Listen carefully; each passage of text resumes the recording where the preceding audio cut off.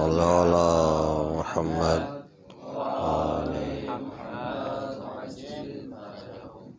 اعوذ باللہ من الشیطان اللعین الرجیم بسم اللہ الرحمن الرحیم الحمد للہ رب العالمین وصلی اللہ علی سیدنا محمد وآلہ الطیبین لا سیما بقیت اللہ فی الارضین واللعن الدائم علی اعدائہم اجمعین۔ کل جو مطلب بیان ہوئے ان مطالب میں جو بھی چیزیں بیان ہوئیں کہ عبد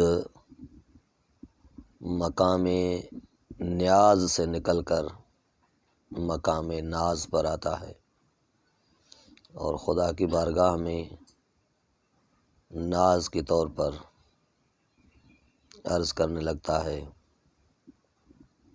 کہ خدایا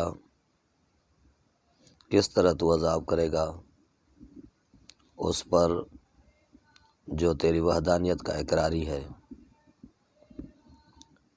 جو تیری معرفت اس کے قلب میں راسخ ہو چکی ہو، کس طرح تو عذاب کرے گا اس پر جو اس کی زبان مسلسل تیرا ذکر کرتی رہے یا اس کا قلب تیری محبت سے سرشار ہو یا وہ تیری ربوبیت کے آگے خاضع ہو۔ تو اب جو عبارت بیان ہو رہی ہے وہ کانہ اسی بات کا ادامہ ہے اور اسی بات کو عبد یعنی اور الفاظ سے پیش کرتا ہے، خدا کے سامنے وہی عرض کرتا ہے کہ لیت شعری یا سیدی و الہی و مولایا، اے میرے مالک، اے میرے معبود، اے میرے آقا، کاش میں یہ سوچ سکتا کیا اتسلط النار علی وجوہ خرت لعظمتک ساجدہ،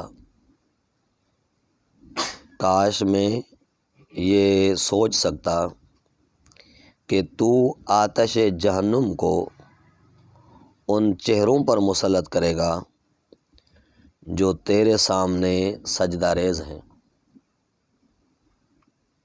یعنی وہ چہرے جو ساجد ہیں، سجدہ کرنے والے ہیں، کیا تو ان پر آتش کو مسلط کرے گا؟ میرا یہ گمان آپ کے بارے میں نہیں ہے، آخر میں یہ عبارت آئے گی کہ میں آپ کے بارے میں یہ گمان نہیں کر سکتا ہوں کہ تو آتش جہنم کو ان چہروں پر مسلط کرے گا جو ساجد ہیں، یعنی نہیں ہو سکتا۔ یہاں پر یہ سجدہ جو لفظ استعمال ہوا ہے، یہ سجدہ انتہائی ذلت، خاکساری اور خضوع کے معنی میں آتا ہے، اور آتش جہنم کے جو موانع ہیں ان موانع میں سے عظیم ترین معنی سجدہ ہے کہ اگر انسان یہ چاہتا ہو کہ آتش جہنم اس پر حرام ہو، وہ آتش سوزان اس کے قریب نہ آئے، تو اس کے لیے ضروری ہے کہ وہ سجدہ زیادہ کرے۔ دوسری چیز جو معنی جہنم ہو سکتی ہے، آتش جہنم سے معنی ہو سکتی ہے، وہ خوف خدا میں گریا کرنا ہے کہ وہ آنسو جو خوف خدا میں آنکھ سے باہر آتا ہے، اس کا ایک قطرہ آتش جہنم کو بجھانے کے لیے کافی ہے کہ اگر انسان خوف خدا میں گریان ہو۔ تیسری چیز جو موانع جہنم میں سے ہے وہ سجدہ ہی ہے مگر سجدہ بر تربت حسین، کہ انسان سجدہ کرے مگر وہ سجدہ خاک شفا پر ہو، تربت حسینی پر ہو۔ چوتھی چیز جو موانع جہنم میں سے ہے وہ قربانی کرنا یا عقیقہ کرنا۔ عقیقے یا قربانی میں آپ دیکھتے ہیں کہ وہ جو دعا پڑھی جاتی ہے کہ لحمہا بلحمہ وعظمہا بعظمہ، یعنی اس کا گوشت اس شخص کے گوشت کے مقابلے میں، تو وہ گوشت قربانی کا معنی بنتا ہے کہ اس کا جسم آتش جہنم سے محفوظ رہے۔ یہ اشیاء موانع جہنم ہیں۔ ان میں سے اعلیٰ ترین مانع جو جہنم سے ہے وہ سجدہ ہے، اور پھر اعلیٰ ترین اس سے سجدہ ہو، لیکن سجدہ تربت حسینی پر ہو۔ تو خدایا کاش میں یہ سوچ سکتا کہ تو ان چہروں پر عذاب کو مسلط کرے گا جو چہرے تیری بارگاہ میں سجدہ ریز ہیں۔ اس کے بعد جو عبارت ہے وَعَلَىٰ أَلْسُنٍ نَطَقَتْ بِتَوْحِیدِکَ صَادِقَةً، وہی پہلے جو ہو چکا ہے کہ میں تیری وحدانیت کا اقراری ہوں۔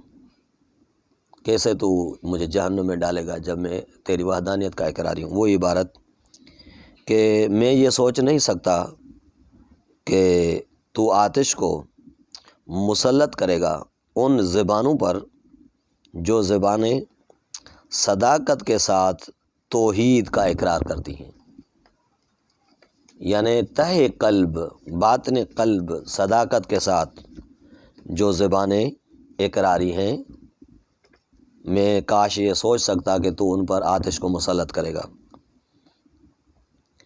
یا مثلا آگے عبارت ہے کہ یہی زبانیں جو بنطقت بتوحید کا صادقہ و بشکر کا مادحہ، اور تیری عطا کردہ نعمتوں کے شکر میں تیری حمد و ثنا کرتی ہیں، ان زبانوں پر کیا تو آتش کو مسلط کرے گا؟ وَعَلَىٰ قُلُوبٍ اغترفت بِالِٰہِیَتِکَ مُحَقِّقَةً، کہ تو آتش کو مسلط کرے گا ان دلوں پر جو دل تحقیق کے ساتھ تیری خدائی کا اقرار کرتے ہیں۔ وَعَلَىٰ ضَمَائِرٍ حَوَّتْ مِنَ الْعِلْمِ بِكَ حَتَّىٰ صَارَتْ خَاشِعَةً، یعنی یہ وہ اسی سے عبارت سے یہ ساری عبارات منسلک ہیں کہ کاش میں یہ سوچ سکتا کہ تو آتش کو مسلط کرے گا ان نفوس پر جو تیرے علم یعنی معرفت کہ اس طرح معمور ہیں کہ تیرے آگے خاشع ہیں، یعنی ان کے پاس تیری معرفت تیری ذات کا علم اتنا ہے، جتنا علم کسی شے کا زیادہ ہوگا اس کی اتنی معرفت زیادہ ہوگی۔ تو خداوند قدوس کے بارے میں جو علم ہے جتنا عبد کو زیادہ ہوگا اتنی معرفت زیادہ ہوگی، اتنا ہی وہ اس کے سامنے خاشع ہوگا، خاضع ہوگا، اس کی ذات سے خائف ہوگا۔ تو یہی کہہ رہا ہے کہ کیا تو ان نفوس پر آتش کو مسلط کرے گا جو نفوس تیری معرفت سے معمور ہیں، پر ہیں۔ اس کے ضمن میں کچھ نکات ضروری ہیں کہ حدیث شریف میں آیا ہے کہ من عمل بما علم ورثہ اللہ علم ما لم یعلم، اگر شخص عمل کرے اس پر جو جانتا ہے، یعنی اپنے علم کے مطابق عمل بھی کرے، تو اللہ علم کی میراث عطا کرے گا ایسی جو اسے معلوم نہیں ہوگی۔ خداوند قدوس ایسا علم عطا کرے گا جو اسے معلوم نہیں ہوگا۔ یا مثلا قرآن کی آیت ہے وَاتَّقُوا اللَّهَ يُعَلِّمُكُمُ اللَّهُ، تم تقوی اختیار کرو، خدا تمہیں خود تعلیم دے گا، من لدنا علما سے آپ کو نوازے گا، اپنے اندیت سے، اپنے لدن سے آپ کو علم دے گا خداوند قدوس۔ یا مثلا حدیث شریف میں ہے کہ العالم ینتفع بعلمہ افضل من 70,000 عابد، وہ عالم جو اپنے علم سے نفع حاصل کرتا ہے، یعنی عمل کرتا ہے علم کے مطابق، وہ 70,000 عابد سے بہتر ہے۔ یہ فقط علم پڑھنا کافی نہیں ہے، مگر اس کے اوپر عمل بھی ہو، اس کے مطابق عمل بھی ہو۔ وَعَلَى جَوَارِحٍ سَعَتْ إِلَىٰ أَوْطَانِ تَعَبُّدِكَ طَائِعَةً، کاش میں یہ سوچ سکتا کہ تو آتش کو مسلط کرے گا ان اعضاء اور جوارح پر جو تیری عبادت کے لیے مساجد کا رخ کرتے ہیں۔ اوطان وہ مقامات جو عبادت کے لیے مخصوص ہیں، یعنی مساجد یا ایسی چیزیں، ایسے مقامات جو عبادت کے لیے بنائے گئے ہوں، یہ سعی کرتے ہیں، کوشش کرتے ہیں کہ اپنے آپ کو، اپنے جوارح کو، اپنے اعضاء کو ان مقام تک پہنچائیں جو مقامات عبادت کے لیے بنائے گئے ہیں، یعنی مساجد۔ تو یہ وہاں پر جا کر عبادت کرتے ہیں، تو کیا ان اعضاء پر تو آتش کو مسلط کرے گا؟ وَأَشَارَتْ بِاسْتِغْفَارِكَ مُذْعِنًا، اور تیرے استغفار کو یقین کے ساتھ اختیار کرنے والے ہیں، کیا تو ان پر آتش کو مسلط کرے گا؟ اب یہ چیزیں بیان کر کے کہتا ہے کاش میں سوچ سکتا کہ تو ان چہروں پر آتش کو مسلط کرے گا جو ساجد ہیں، ان قلوب پر آتش کو مسلط کرے گا جو علم و معرفت سے معمور ہیں، اور ان زبانوں پر آتش کو مسلط کرے گا کہ جو زبانیں آپ کی مدح و ثنا کرتی ہیں۔ یہ سب بیان کر کے کہتا ہے ما ھاکذا الظن بک، اے خدا تیرے لیے میرا یہ گمان نہیں ہو سکتا، یعنی میں تیری ذات کے لیے یہ گمان نہیں کرتا کہ تو اس طریقے کا کام کرے گا۔ تو یہ حسن ظن کے بارے میں ہے کہ خداوند قدوس کی ذات میں حسن ظن رکھا جائے، نیکی کا گمان رکھا جائے، کیونکہ بہت سی آیات اور روایات ہیں جو منع کرتی ہیں کہ خدا کے بارے میں سوء ظن نہ کرو۔ مثلا روایت ہے کہ احسنوا باللہ الظن وارغبوا الیہ، خدا کے بارے میں حسن ظن رکھو اور اس کی طرف رغبت پیدا کرو۔ یا مثلا آیت الہی ہے کہ لا تقنطوا من رحمت اللہ ان اللہ یغفر الذنوب جمیعا، یہ خود حسن ظن کی طرف حکم کرتی ہے کہ خدا کی رحمت سے مایوس نہ ہو جاؤ کہ خدا سارے گناہوں کو معاف کرنے والا ہے، یعنی اس کی طرف یہ امید ہونی چاہیے کہ خدا غفور و رحیم ہے۔ تو ولا اخبرنا بفضلک عنک یا کریم یا رب، اور نہیں تیرے فضل و کرم سے یہ ایسی کوئی اطلاع ملی ہے کہ تم ایسے افراد پر عذاب کرنے والا ہو اور مسلط کرو گے آتش کو ایسے افراد پر۔ تیرا فضل اور کرم ہمیں یہ اطلاع نہیں دیتا، کیونکہ تو کریم بھی ہے اور پالنے والے بھی ہو۔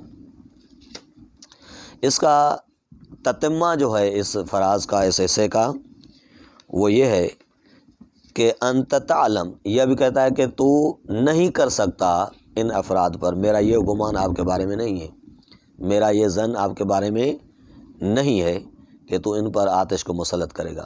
پھر کہتا ہے کیسے کرے گا تو، جب کہ انت تعلم ضعفی، تو جانتا ہے میرے ضعف کو، انت تعلم ضعفی ان قلیل من بلاء الدنیا و عقوباتها وما یجری فیہا من المکارہ علی اہلہا، حالانکہ کیوں نہیں کرے گا؟ کیوں کہ تو جانتا ہے میرے ضعف کو کہ میں دنیا کی معمولی مصیبت اور ادنا سی سختی کو برداشت نہیں کر سکتا، میرے لیے اس کی ناگواریاں ناقابل تحمل ہیں۔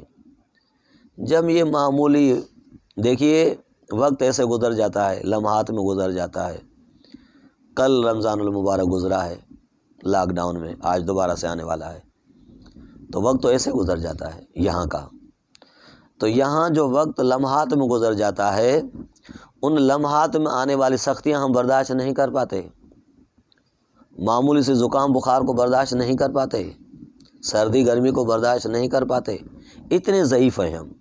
جب اتنے ضعیف ہیں ہم تو پھر وہ عذاب جو دائمی ہے، وہ سختیاں جو ہمیشہ کے لیے ہیں، وہ آتش جس کا وقت مقرر نہیں ہے، جس کے لمحات مقرر نہیں ہیں، آدمی وہ کیسے برداشت کرے گا؟ نہیں کرے گا۔ تو یہ خدا سے خطاب کرتا ہے کہ تو جانتا ہے میرے ضعف کو، میرے ناتوانی کو، نااہلی کو تو جانتا ہے۔ جب میں یہ دنیا میں مصیبتیں برداشت نہیں کر سکتا، سختیاں برداشت نہیں کر سکتا، تو آخرت کی سختیاں اور مصیبتیں بطریقے اولا برداشت نہیں کر پاؤں گا۔ کہ خدایا الا ان ذالک البلاء، کہ یہ دنیا کی جو مصیبتیں ہیں، یہ جو دنیا کی سختی ہیں، یہ کیسی ہیں؟ ذالک البلاء مکروہ قلیل مقصہ یسیر بقاؤ کثیر مدتو، باوجود اس کے کہ یہ بلائیں قلیل ہیں، ان کی مدت مختصر ہے اور جلدی گزر جانے والی ہیں، پھر بھی میں برداشت نہیں کر پاتا۔ جناب نوح علیہ السلام سے پوچھا گیا کہ سارے انبیاء میں سے زیادہ عمر کرنے والے ہو، جتنے میں انبیاء گزرے ہیں ان میں سے زیادہ عمر کرنے والے نبی، بتائیے کہ آپ نے دنیا کو کس طرح دیکھا ہے؟ یہ جو دنیا ہے، آپ نے اس دنیا کو کس طرح دیکھا ہے؟ فرمایا کہ میں دنیا کو ایک گھر کی طرح دیکھتا ہوں اور دیکھا ہے، جس گھر کو دو دروازے ہوں، ایک سے انسان داخل ہوتا ہے، دوسرے سے نکل کے جاتا ہے۔ دیکھیے گھر کتنا بڑا ہوتا ہے، یعنی اس کے دو دروازے ہوں کہ ایک سے انسان داخل ہو جائے اور دوسرے سے گزر جائے۔ یہ جو بیچ کا راستہ ہے، یہ دنیا ہے۔ اتنے ہزار سال عمر کرنے والا نبی یہ کہتا ہے کہ 1000 یا 900 سال یا 950 سال عمر کرنے والا نبی یہ کہتا ہے کہ جو 60 سال عمر کرتا ہے، جو مثلا 80 سال عمر کرتا ہے، اس کے لیے کیا دنیا ہے؟ اس تھوڑے سے وقت میں جو سختیاں آتی ہیں ہم برداشت نہیں کر پاتے، ہم تکلیفیں نہیں برداشت کر پاتے۔ جب نہیں کر پاتے تو پھر ارشاد عرض کرتا ہے خدا کے درمیان، خدا کے پاس، فَكَيْفَ احتمالی لِبَلَاءِ الْآخِرَةِ وَجَلِيلِ وُقُوعِ الْمَكَارِهِ فِيهَا، بس کس طرح برداشت کروں گا آخرت کی مصیبت کو جس کا وقوع اور شدت زیادہ ہے؟ نہیں ہو سکتا۔ وہ کیسی بلا ہوگی؟ وَهُوَ بَلَاءٌ تطول مدت، یعنی دنیا کے مقابلے میں تطول مدت یدوم مقام ولا یخفف عن اہلہ، حالانکہ آخرت کی مصیبت وہ ہے جس کی مدت طولانی ہے، اس میں زیادہ وقت تک رہنا ہے اور اس میں تخفیف ہونے کا بھی امکان نہیں ہے کہ وہ کبھی زیادہ کبھی کم ہوگی، نہیں، تخفیف ہونے کا اس میں امکان نہیں۔ کیوں اس کی مدت طولانی ہے؟ کیوں اس میں تخفیف کا امکان نہیں ہے؟ کیوں؟ اسی وجہ سے لِأَنَّهُ لَا يَكُونَ إِلَّا عَنْ غَضَبِكَ وَانتقامِكَ وَسَخَطِكَ، اس میں کمی اسی وجہ سے نہیں آئے گی، اس کی مدت میں کمی اسی وجہ سے نہیں آئے گی کیونکہ یہ تیرے غضب، انتقام اور ناراضی ہونے کا نتیجہ ہے، یہ خدا کی سخط کا نتیجہ ہے، اس کے ناراضی ہونے کا نتیجہ ہے۔ اب دیکھیے یہ غضب، انتقام اور سخط، ناراضی ہونا، یہ کیفیات باطنی ہیں۔ خداوند قدوس کیفیات سے ماورا ہے، پاک ہے، منزہ ہے۔ تو یہ کیسا انتقام؟ یہ انتقام اسباب عدالت ہے، اس کی برگشت خدا کے صفت عدل کی طرف ہے کہ خداوند قدوس عادل ہے، تو بندے نے اپنے اختیار اور ارادے سے جو اعمال انجام دیے ہوں گے ان کی جزائیں اس کے سامنے آئیں گی، ان کی سزائیں ان کے سامنے آئیں گی، اور کچھ نہیں۔ اگر نیک اعمال انجام دیے ہیں تو ان کی نیکیاں اور جنت کو سے سامنے آئے گی، اگر برے اعمال انجام دیے ہوں گے تو وہ برے اعمال کا نتیجہ ہے جو خود اس نے حاصل کیے ہیں، اور خداوند قدوس کو مثلا یہ نہیں ہے کہ وہ کیفیت ہوتی ہے، وہ انتقام سے پھر خوش ہوتا ہے کہ میں نے انتقام لے لیا، بدلہ لے لیا، نہیں، کیونکہ کوئی نافرمانی خدا کو ضرر نہیں دیتی، خدا کو نقصان نہیں دیتی، بس یہ عدالت کا تقاضا ہے۔